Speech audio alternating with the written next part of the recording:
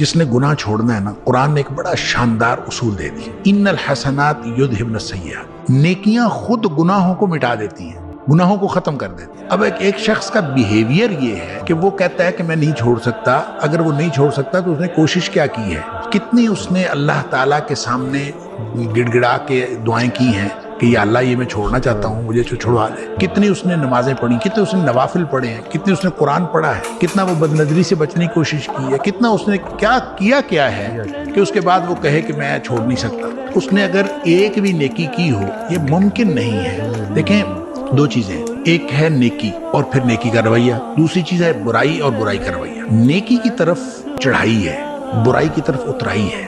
برائی میں بہت جلدی آپ چلے جاتے ہیں، نیکی میں اپنے آپ کو بڑا باندھ کے لے جانا پڑتا ہے، بڑا زور لگتا ہے، تو لہٰذا اپنے نفس کو پورا باندھ کے اوپر چڑھانا پڑتا ہے۔ اور اگر وہ کوئی نیکی کی طرف آتا ہے تو یہ ممکن ہی نہیں کہ اس کی طبیعت کے اوپر، اس کے دل کے اوپر، اس کے دماغ کے اوپر اس کے اچھے اثرات نہ ہوں، یہ ممکن ہی نہیں۔ دوسری طرف اترائی ہے، ظاہر ہے جو اترائی ہے یہ بیک وقت چڑھائی اور اترائی نہیں ہو سکتی۔ جب چڑھائی ہو رہی ہوتی ہے تو اترائی کے اندر فرق پڑ رہا ہوتا ہے، آپ دوسری طرف جا رہے ہوتے ہیں، اپوزٹ ڈائمینشن میں آپ جا رہے ہوتے ہیں، اور اگر آپ جا رہے ہوں اترائی کی طرف تو پھر آپ کی وہ جو چڑھائی ہے وہ اترائی میں بدل رہی ہے اور آپ اپوزٹ ڈائمینشن میں جا رہے ہیں۔ اس کا مطلب یہ ہوا کہ نیکی اور بدی دونوں برابر ایک وقت میں نہیں ہو رہے ہوتے۔ بالکل جب نیکی ہو رہی ہوتی ہے تو آپ بدی سے دور جا رہے ہوتے ہیں، بالکل ڈسٹینس کریٹ ہو رہا ہے۔ تو وہ اگر آپ نے کرنا ہے تو آپ ہمت کریں۔ یہ ہو نہیں سکتا وہ کہے کہ میں نیکی کر رہا ہوں